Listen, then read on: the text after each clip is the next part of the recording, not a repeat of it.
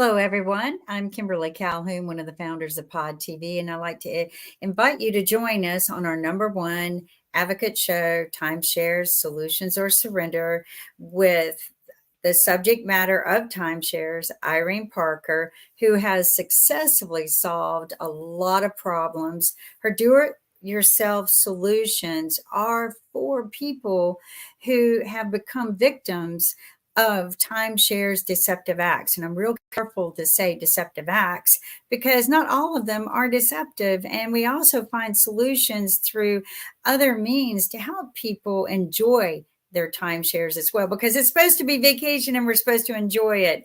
And so, everyone, you know what? I am celebrating because we are on episode 19 here on July 1st of 2024.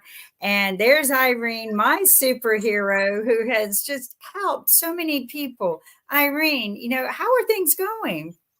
Overwhelming this week. It's been overwhelming, but it's not Irene. It's our organization That's that's right. helping. We have a board of directors of 8. We were thinking of adding. We've proposed 2 more people being added to the board of Timeshare and Resort Developer Accountability. A group of us in 2019 felt that there needed to be a safe place for people to get straight answers. And it's worked out very well for a lot of people. There were 2 reports. Well, let's start off on a positive note.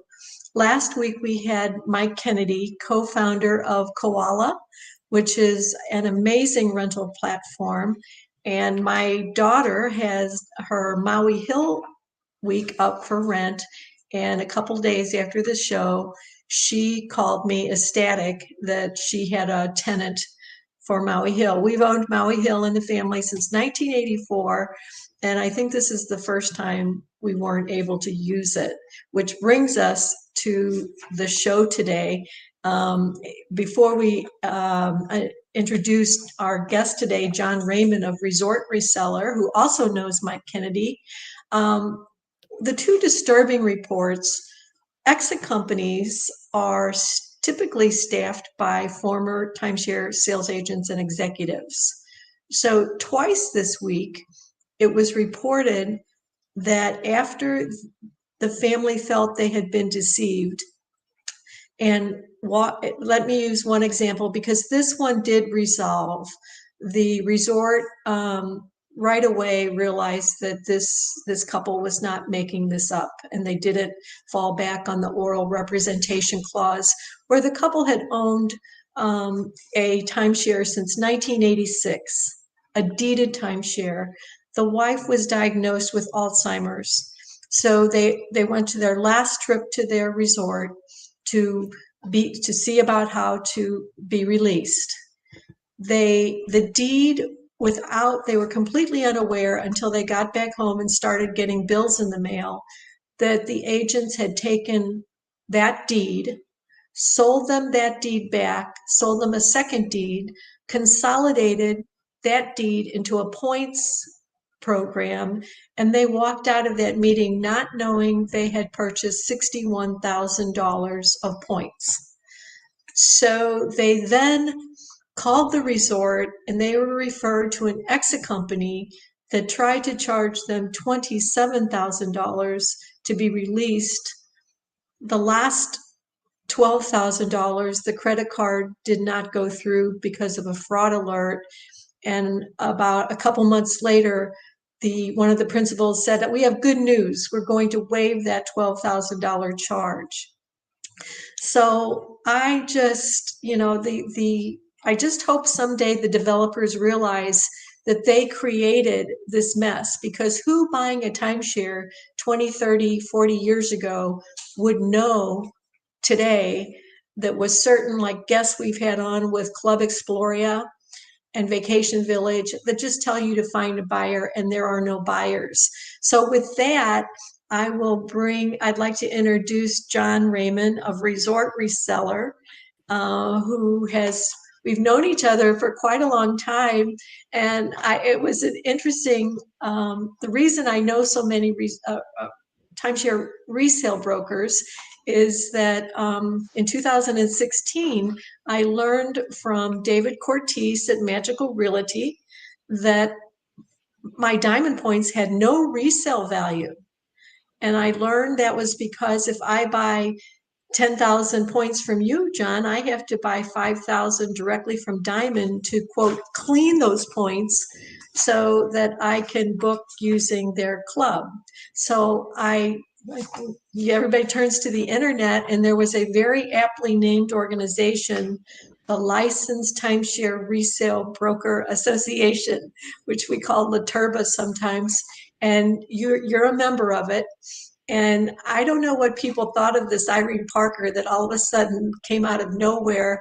And after that survey, I started writing articles, and I think only one person out of 55 ever asked to be released from my articles. So thank you for joining us. And we go way back.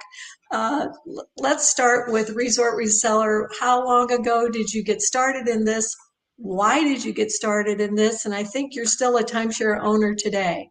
Oh, absolutely. Thank you, Irene. And yeah, I think you and I probably did meet about the same time you met David Cortese. I think it's been almost a 10-year relationship now. I'm not sure, but I know we've talked for a long time, and I've sent a lot of people to you to try and help resolve their problems. I know you've been successful with many. They've called me back and said thank you. So in 2001 is when I started in the timeshare industry. Larry Hayden is my broker, one of my best friends. He was actually, I've known him for a lot longer than 2001. He was in the timeshare resale and tried to be in the rental business back in the late 80s, early 90s. He started marketing through the bulletin board on the internet.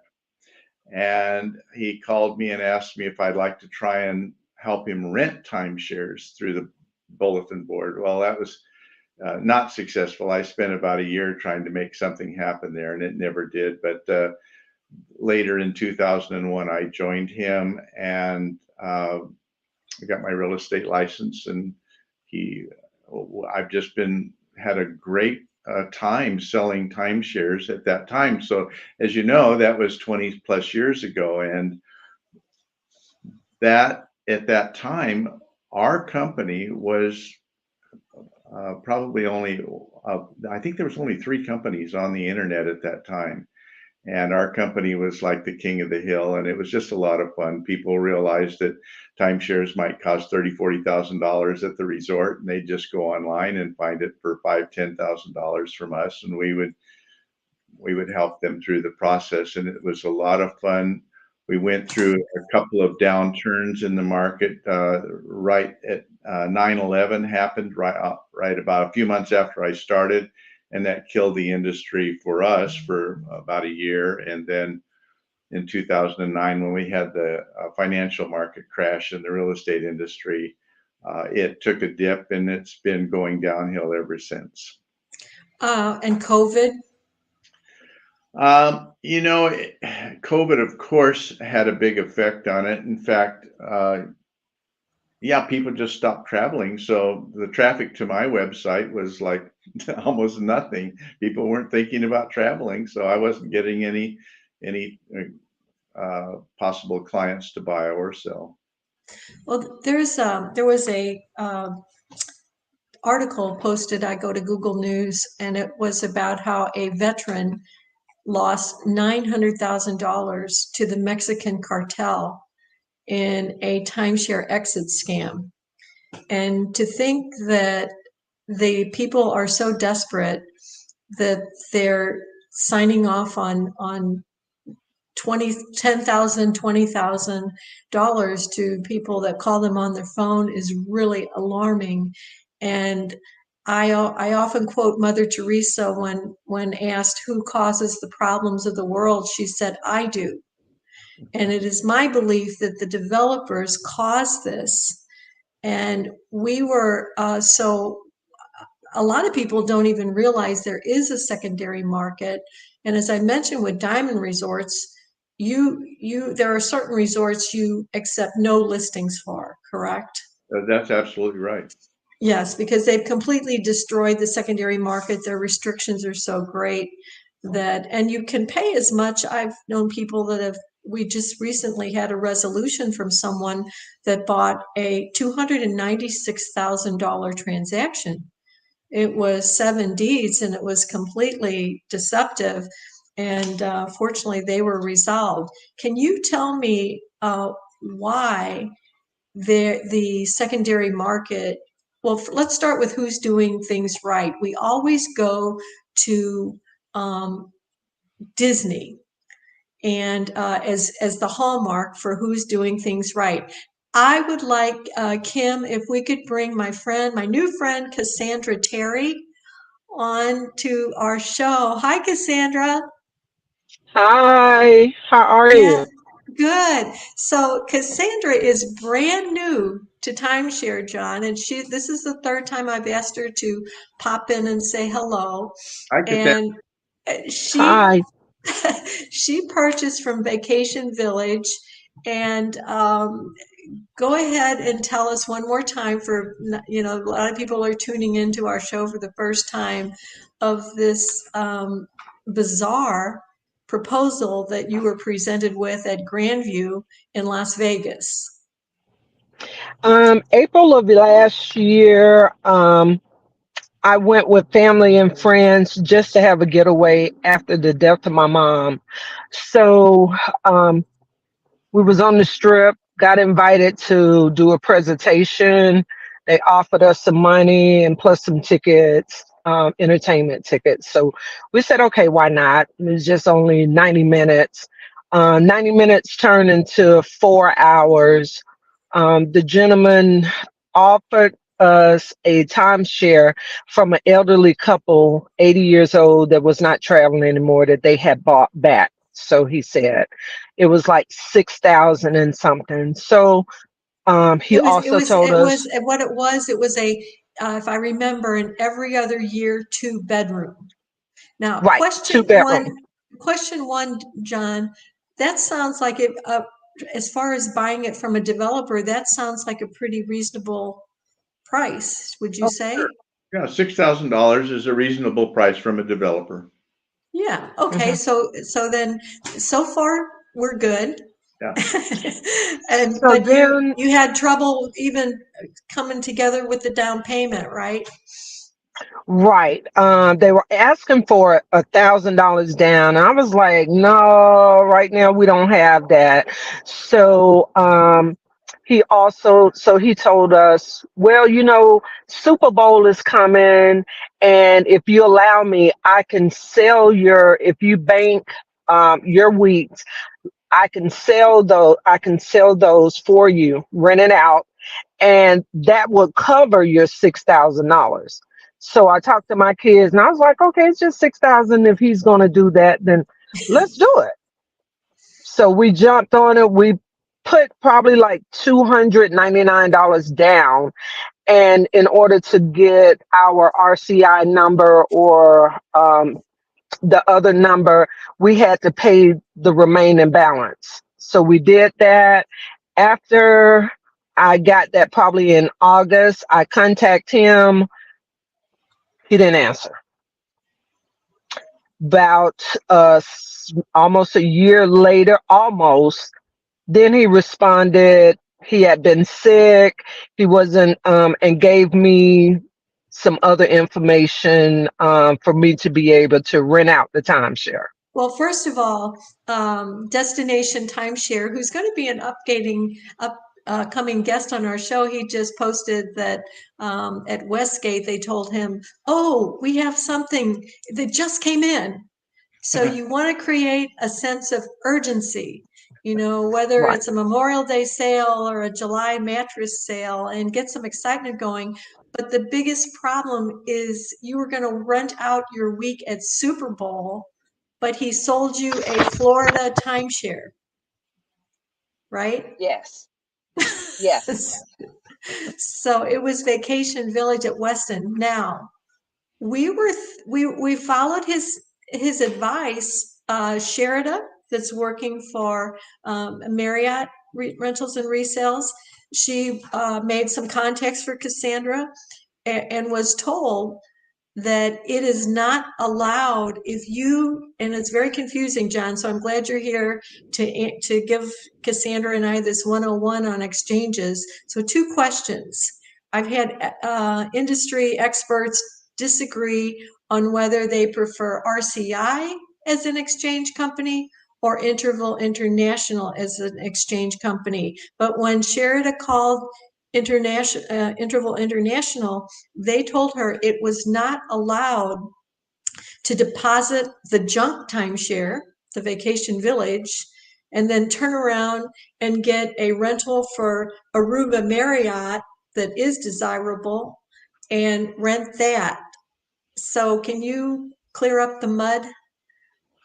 Well, no, that's absolutely true. You can't rent out I don't believe that you can rent out an exchanged week through either of RCI or Interval International. That's just part of the policy. It's a benefit for you. It's not for to be rented out. You could give it to one of your family members, and then maybe some people are renting those, but that's just under the guise of family members. And you're not going to get a nice week for what you just termed a junk week.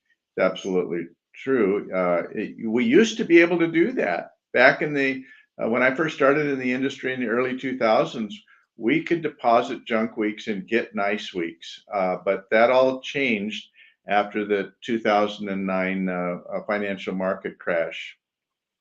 So, and if she were to, first of all, if she wanted to, okay, and Destination Timeshare has agreed it is a violation of the exchange company terms and conditions. It has been known to lock down.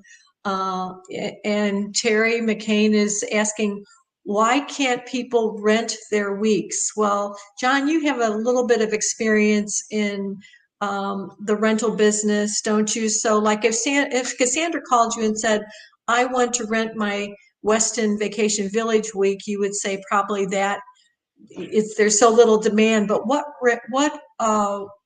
timeshare companies do rentals work? Obviously, Koala was here last week, and he's got a business renting timeshares. Well, first off, we have to discover whether or not your timeshare will allow you to rent your unit. Some do and some don't.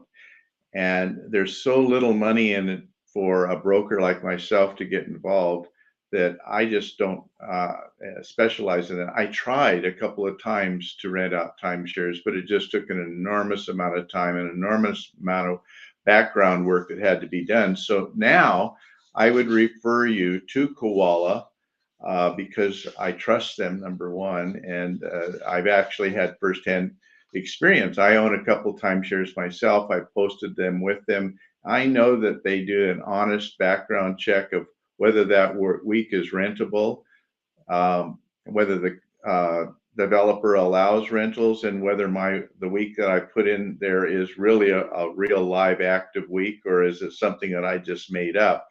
So that all has to be discovered. If your timeshare developer allows rentals, Koala will certainly do their best to try and get it rented out, but there's no guarantees. What about compared to using Red Week or Timeshare Users Group TUG? I use all of those for marketing resales, and I've even put my own rentals up there to try and draw in people who would be interested in renting my weeks, because Koala allows that. With Koala, I can still try to keep marketing mine, and the first guy that wins. And so, but I've never been able to rent mine out successfully. The way I rent my weeks out is I give them to our developer, and they rent them out for me, and I get maybe I get all of my maintenance fee back, maybe I don't. What resort, do you mind sharing what resort that is? I use Gaslamp. I own timeshares at Gaslamp San Diego right now, and I always book the 4th of July week because it's a beautiful week down on the harbor in San Diego, and I always get great. They always are able to find somebody to rent it at a very high price, and so it usually covers my maintenance fee. I've done several others, and they're deeded weeks right here in Southern California, and they all have rental programs inside the developer themselves has that. So you're able to just sign a form giving them the right to use them, and they, after a month or so, they send you a check. Did you say it was called Gaslamp? Gaslamp, And that's the name of the timeshare resort? Yeah, Gaslamp, downtown San Diego. It's about a 100-year-old resort. It's just that most beautiful, ancient, old, wood railed, wood roomed, wood elevator. It's just a beautiful little resort downtown San Diego. Well, it has to be a good resort because I've never heard of them. People don't contact me to ask to tell me how much they like their resort. So I only hear from people like Cassandra that has been. Now, Cassandra, were you able to go into the Koala website and sign up for Koala? Yes, I did sign up for it. And have you posted a listing yet? Or are we waiting for I Sheridan to be haven't, armed? right. I'm waiting for Sheridan, but I'm gonna need some help trying to get around the website. Okay, all right. Well, and I know that Koala has different levels that you can join to do that. Now, John, would you agree that if you don't know, and I'm not a rental person, I've always been terrified to rent. I did rent once from Koala, and now my daughter has rented with Koala. But would you be safe to say that if you have no timeshare experience and you're brand new to it, you're far better off being with Koala than with a Red Week or a Tug, which are both great resources. And I suggest you join, especially Tug. They have really good forums on there, but those two resources are completely for sale by owner. You can't talk to Red Week about what to list for, John, right? You just have to, it's all do it yourself online. Well, they do offer a full service now at Red Week, so Oh, that has been a problem for resellers because they offer you can go on and they will do the whole thing. They have they have brokers that work for Red Week. I've actually applied to work for them, and they just have too many. So and they have enough to take care of the volume right now. So they'll take a timeshare and list it and market it and sell it and go through escrow and do everything. They have a service fee for that.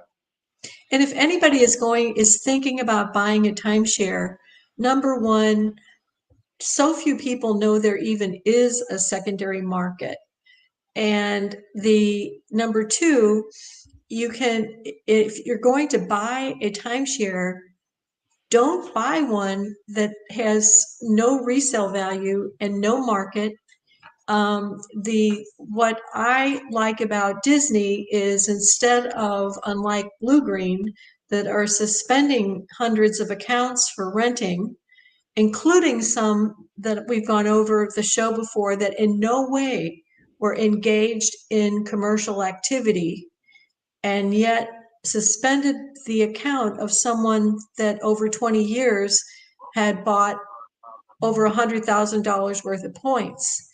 So knowing with each resort what can be resold and what can be rented is really complicated.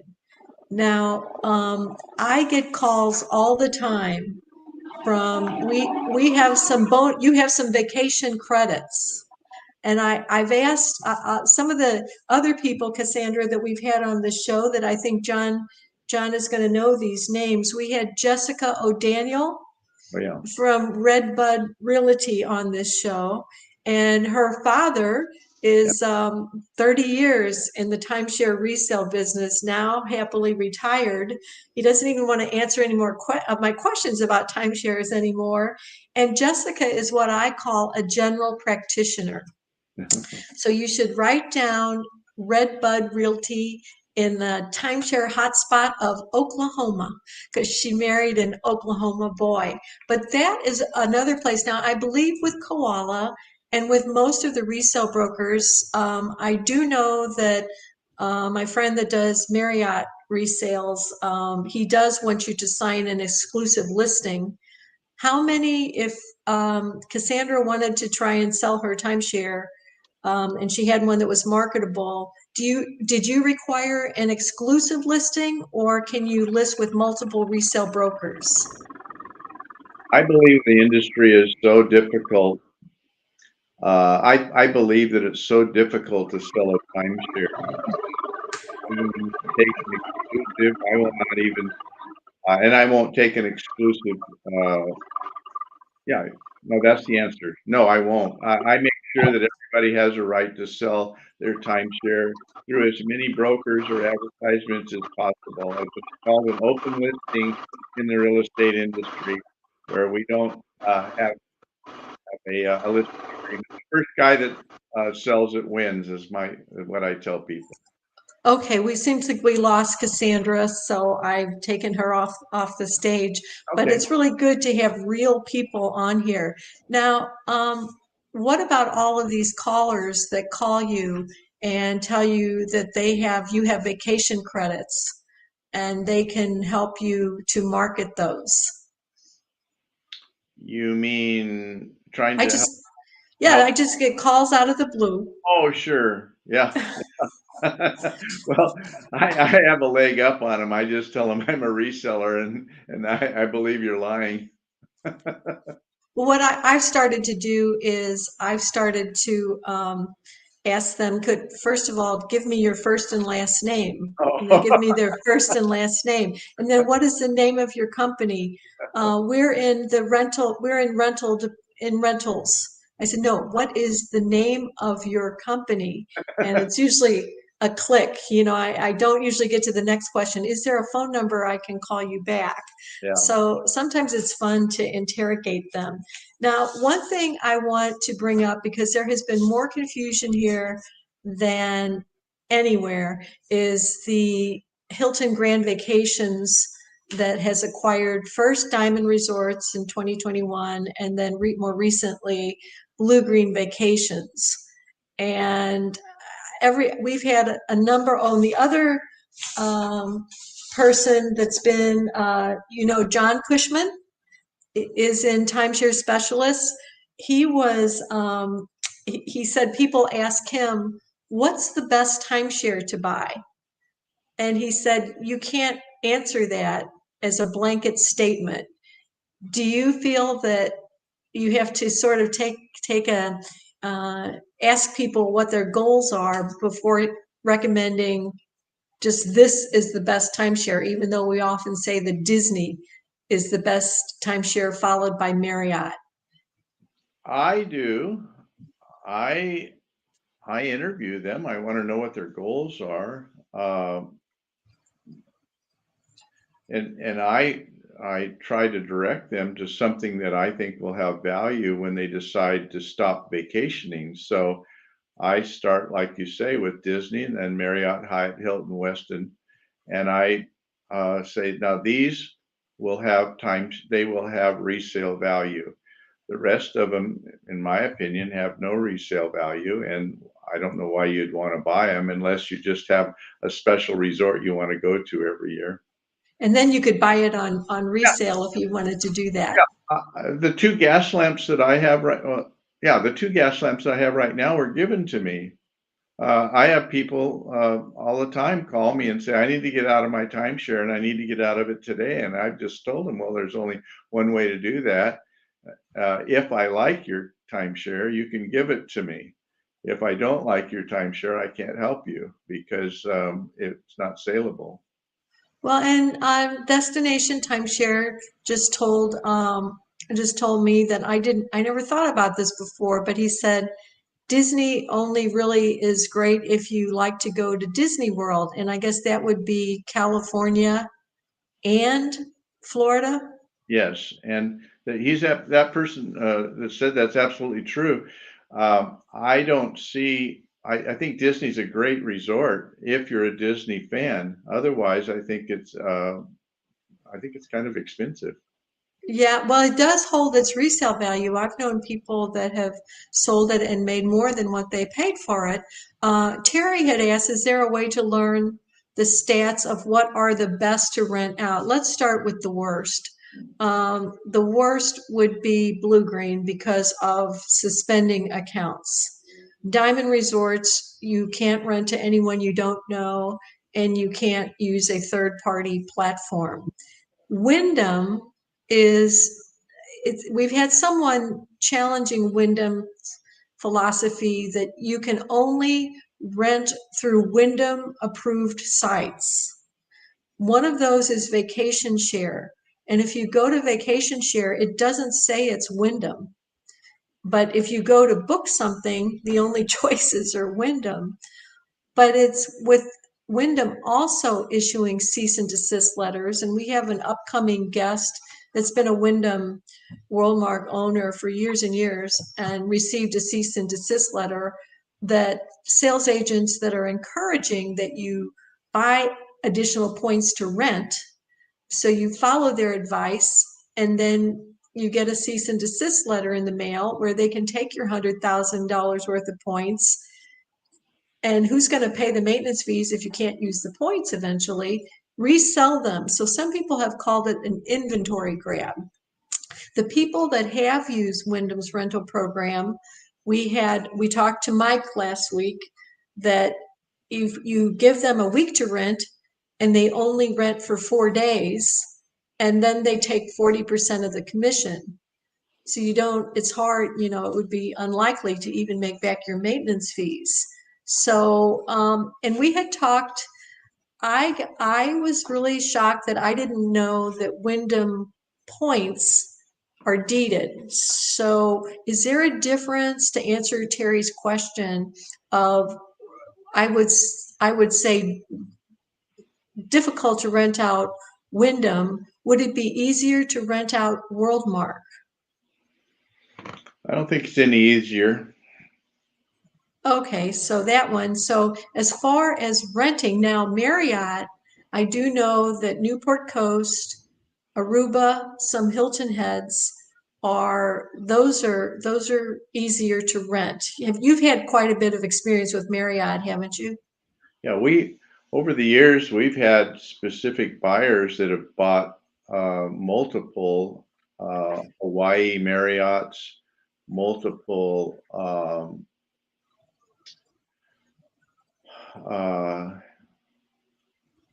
I think the most successful is the Marriott.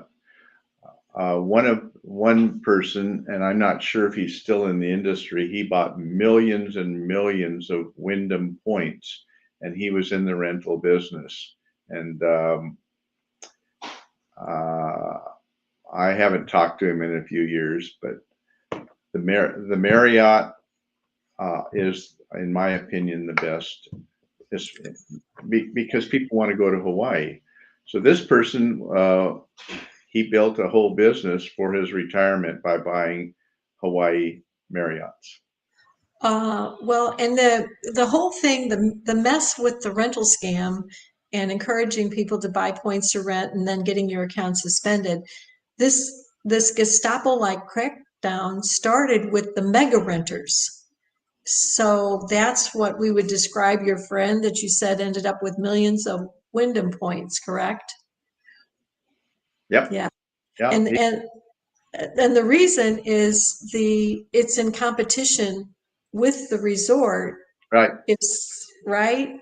And their goal is to get new bodies in the door. Right. And using those rooms for promotion. Yeah. So, and as far as resale, have you worked in reselling Marriott points and weeks? Oh, sure. Yeah, that's been probably the bulk of my business for all these years. That and Wyndham Points used to sell really well, and so did Worldmark Points sold really well. My California resort, Carlsbad Inn, I still buy and sell those myself when I know that I can get a good deal. Carlsbad is an independent Carlsbad resort. is part of Grand Pacific Resorts, and they have many resorts here in the San Diego area, but the only one that's really has any resale value is the Carlsbad Inn. Now, resale value for Hilton, I've been told that you can rent out your home week with Hilton, but you can't rent. They prohibit renting out points. That's true. That's true. What is the resale value for Hilton compared to Disney, would you say? Or is it comparable? Not even comparable. Now, Disney, has a problem because they have a right to use date. So at some point they're worthless. Oh, this is a funny question. Destination said, do we know Doug Gallagher? He had a YouTube channel called Talk Timeshares on video. It looks like he stopped videos about 6 years ago. So John and I, Kim, this format with we can't hear. Kim is muted. Kim. Yeah, they might have scared him away. Who knows? You've heard, how whistleblowers get threatened sometimes. But I do have a question. Okay, so and of course I can't recall much on them telling me whether I could rent my properties out because I was so drunk when they sold me the timeshare. I really was. Actually, when you look at the signature, I was very drunk. But the idea that I heard a few things, I recalled a few things. One was being that they would buy it back from me, and they didn't. But the other was, here's some points that we're going to give you. These points, and I'm a big person for points. I travel a lot. I love points. They pulled up this app, put it on my phone, and they showed me, oh, look, you use our app. We're going to give you this app, and you can get these discounts for like $35 a night at this, luxury hotel that's, $400 a night. And you can use your points to that. We're going to give you 156,000 points. And then I remember them pulling up a screen because this went fast in 4 hours. But they pulled up this screen and they said, oh, look, that you can use all these points that we're going to give you at least for 4 weeks this year. Look how you can do this. Now I'm going to tell you, okay, and this is honest to whatever faith you have, okay? I will put it on all religions, honest, that I tried to use those points just to see if I could, and 156,000 points were not worth more than one night. That's right. Yeah, and you're talking about Wyndham. Is it okay? No, but let's talk about Wyndham. I'm sure they're the same. Oh yeah. So I had 156,000 points at Wyndham, and I used them to stay for 4 days at an off season in Oceanside, which I live in Oceanside, but I just love it down by the beach. So I used them, and their plan for the night is to come on down for the wine social. That might have been where you got started, Kimberly, but it was. No, I got started on the plane. It was St. Patrick's Day weekend. Anyway, my wife and I were downstairs, and we'd already made the decision. We are not going to go to their upgrade meeting. We're just going to have an enjoyable time here for 4 days. So they said, come on in for the wine social. So we did, and we were having a great time. And this person comes around and says, would you like to go for the upgrade information meeting? And I said, no, we don't want to do that. And they said, well, we're offering a $100 American Express card if you do. And my wife, her eyes got really big. And she said, I said, no, we're not doing this. And so we kept drinking. Well, they came back again and said, I can't believe it, John, but my manager, I've never seen him do this before. He's going to give you 2 American Express cards, 2 American Express cards. And my wife says, we'll come. So 8 hours later, I had to tell them I'm calling the police Yeah. because you won't give me my driver's license back. I'm leaving right now, and I'm not even going to ask you to give me my driver's license anymore. I'm calling the police. I'm going back to my room. I'm not drinking any more of your wine. I'm going to buy my own bottle. And I gave my wallet back. This was Wyndham? Was this Wyndham? yes. I've heard Oh. Wyndham was like that. Yeah. I'm learning so much. I mean, Irene and I just met a few months ago, but and my situation happened in 2023. I was 1 year after my husband's death, and my sister and I decided to go to Chicago for that weekend, just to kind of not have to think about anything. And we were unfortunately had way too much to drink on the plane because I got us first class. We landed. We ended up having to go to a meeting I didn't know about. It was a bad news. I kept telling him I'm too drunk. I can't read. I can't buy anything. I can't read contracts. And they kept pushing for 4 hours. By then I was coming off a hangover and dehydrated, and we were both starving. She kept going, I got to go get something to eat. And I'm like, don't leave me. Well, and Kim, John used to be where you're sitting today. Destination Timeshare mentioned Talk Timeshares. So John was host of, what did we call it, John? Timeshare Talks? Timeshare Talks. Yeah, and then There we you go. learned that there was another guy in Mexico that had a show of the same name. So I think we tried to say Timeshare Talks for consumer. And then, so this one is Talk Timeshares, and Brian at Tug is, I think, Talking Timeshares. So they're Okay. kind of like exit companies. They all sound alike. They all have advocate in there. They all have consumer in their name. So we learned, John contributes that to his declining interest in being in timeshares because of The exit interviewing some of the companies, guests that we interviewed. exit companies are scarier and to me more damaging than the timeshare themselves, because they are going to, say, okay, we're going to get you out of this and we're going to do this and we're going to even give you points, another 156,000 you can't use. But and I got them recorded. I started taking it recorded to every meeting. And I even told the guy, I'm recording you. And he goes, oh yeah. And he just kept going. I'm like, are you kidding me? And so I asked them for the contract. No, we can't give you the contract until you give us the money. And I'm like, you want $16,000, then you'll give me the contract. I want my attorney to read the contract, and then I will think about paying you if you could get me out of this. So they know that how to be the predator as well. They're just, actually, I think some of them are former timeshare sales agents in the exit companies. But I tell people, even some of the so-called attorneys are just as dangerous and just as bad. You have to be very careful. Actually, there's so many. One advocate group, and then you have resellers and things like John and Koala.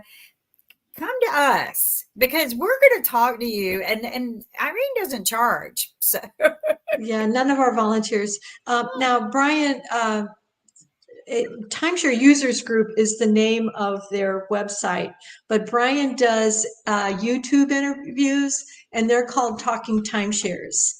And I love his YouTubes. They are really interesting. And he started the last one with the definition of voluntary, of your own free will, in reference to ARDA, automatically billing a small amount on maintenance fees to raise $5 million a year. So I just wanted to, okay, here we go. I think though, I'm gonna give some advice here. Given the day and time and what the new trend is, it should be called timeshare cancellation No. master Wait a class. minute. We Master have class, not mastery. Wayne Robinson was our co-host with John Raymond, and we distanced ourselves from Wayne Okay. Robinson. Okay, the reason is because I edited Wayne's book. I wrote the foreword. He did a second edition, a first edition, and I think he's on the third book. On the third book, he has claimed that a resort must accept a transfer. And I have talked to many industry people that do not agree with that. Florida has gone so far as to pass a law saying, because some people got the idea to find a homeless person, would you like a vacation for a week? And transfer that timeshare to them, knowing they could not pay the maintenance fees. And I asked when John Cushman of Timeshare Specialist was on our show, and I thank you for asking that because, you know, we want to clarify that we don't agree with that philosophy. I Right. asked John Cushman, who had on his website guaranteed transfers. And when I asked him about that on our show, he said that is only with resorts we have a working relationship with. But Mr. Robinson is making the claim that all resorts have to accept a transfer. So John, can you weigh in on that? It's not true. They don't have to accept a transfer. They they can ask for anything they want to prove whether or not these people are going to be able to pay the maintenance fees. I think that a lot of exit companies were using bogus trusts and things like that to transfer timeshares out of people's names. That's You not. know, you two have, and I don't mean to interrupt, but I'm just curious here. You two have been involved with timeshares for quite some time, have had seen some good experiences, had good experiences. What do you think? It just seems to me, maybe it's just because I see the dark side, but is there a trend now of more deceptive acts than before? And what do you think is the cause of that?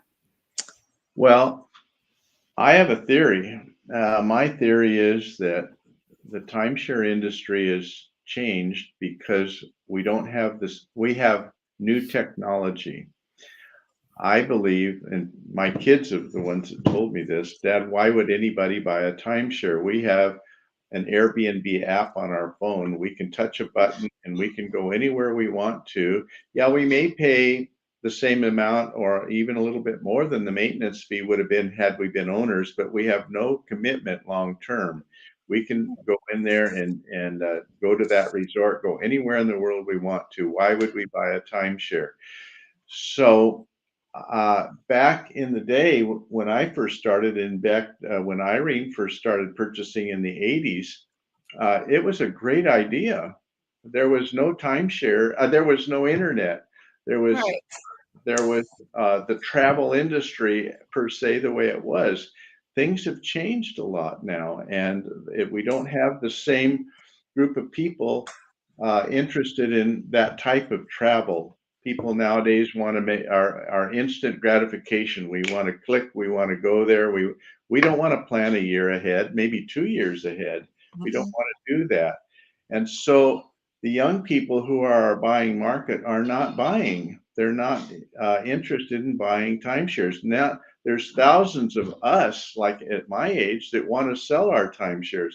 So we have a law of supply and demand problem right now, and that's why these timeshares, in my opinion, don't sell well. There's very few buyers, and those who are going to be a buyer are going to be a smart buyer. They're going to buy something that's going to have a resale value. I suggest to everybody you should go if you want to know if your timeshare has any value. somebody's calling you and telling you that your timeshare has a lot of value, just go on to redweek.com, go on to resortnetwork.com or TUG, Timeshare User Group, and look at the other people who are trying to sell their timeshares. Look at the values. You're going to see that you could have a nice timeshare, and you're going to see some people have got it listed for $20,000. Other people, the exact same timeshare is listed for $5. Why? I don't look at timeshares only or sell my timeshare now. No, neither one of those.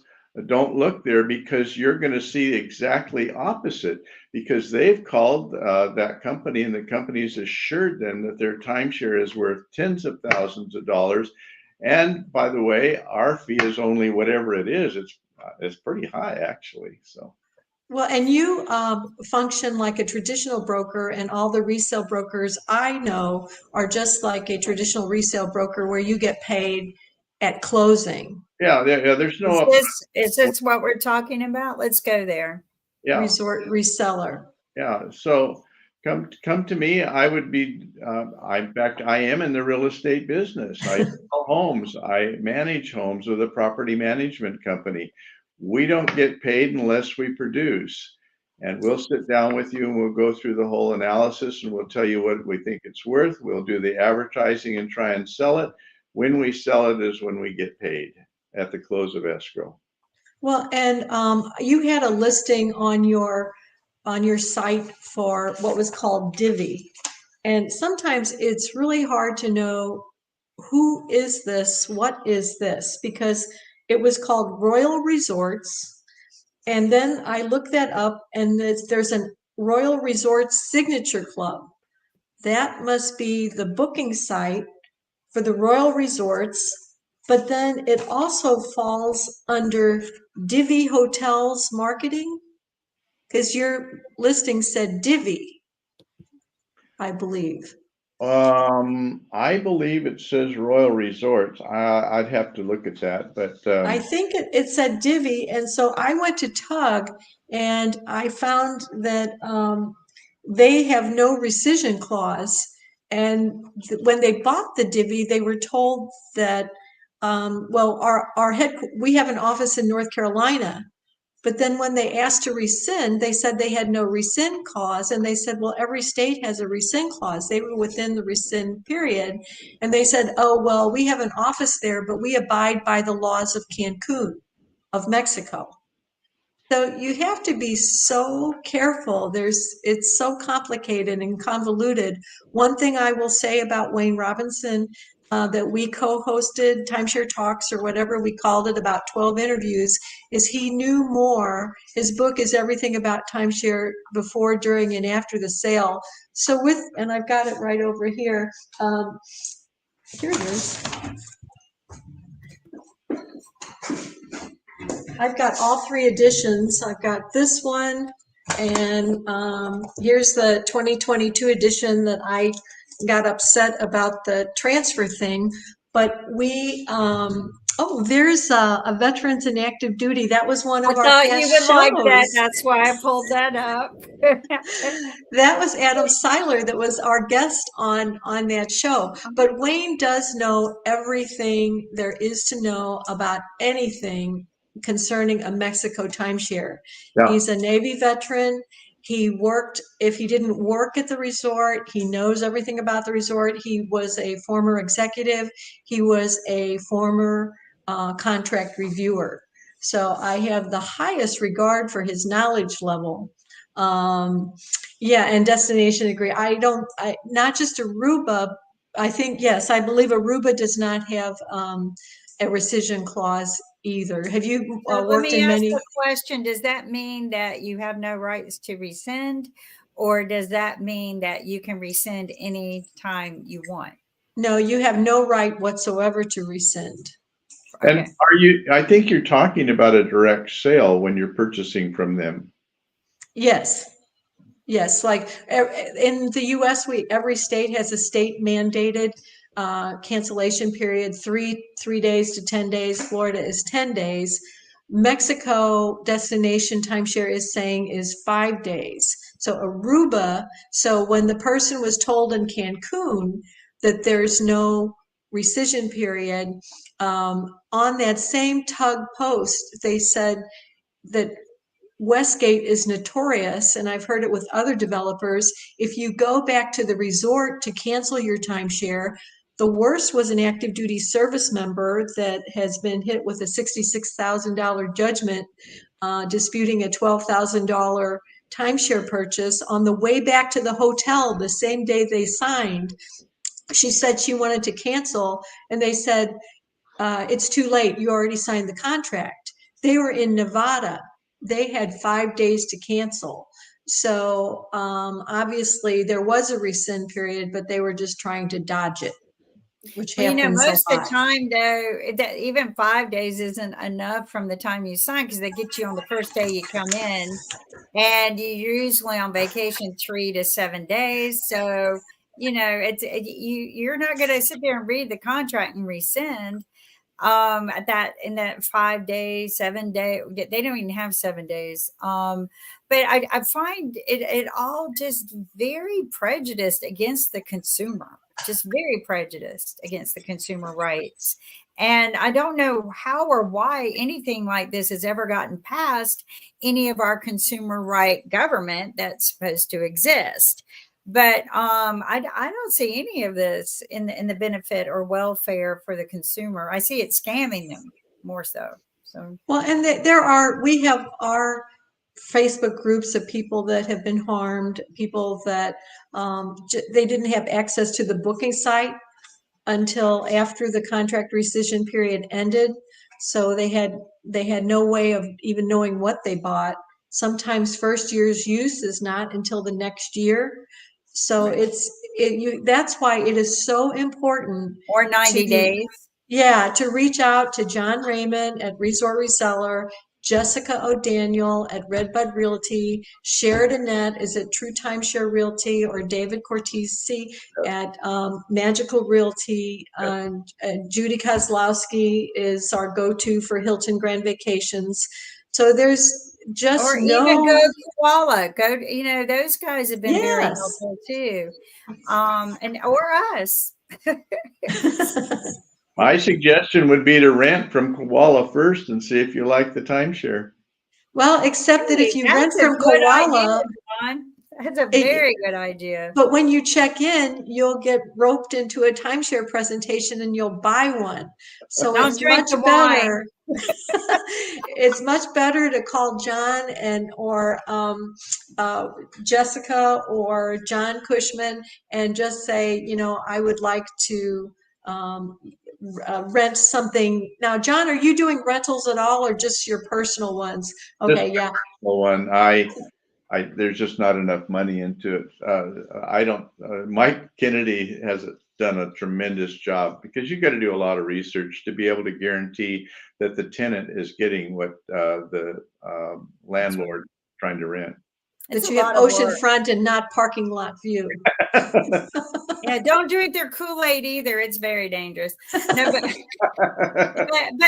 more important, don't ever enter into a meeting with someone and hand them your driver's license. Don't do it. No. Don't stay longer than 90 minutes. After 90 minutes, tell them you have to go and leave. And I have a young friend, he's been doing that with his wife. They've been getting free vacations, and every time they get upgraded to free plane tickets and everything, they keep saying nope, and they walk out.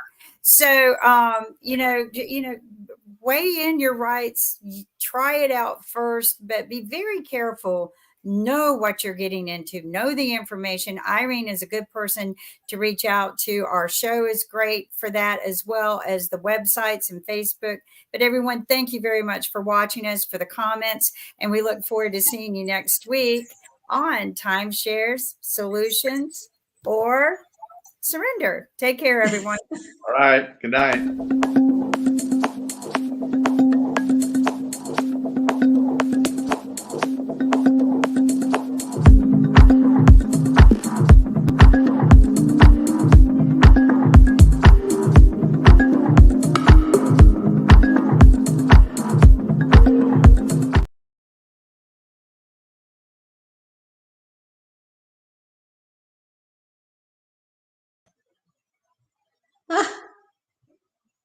Aye.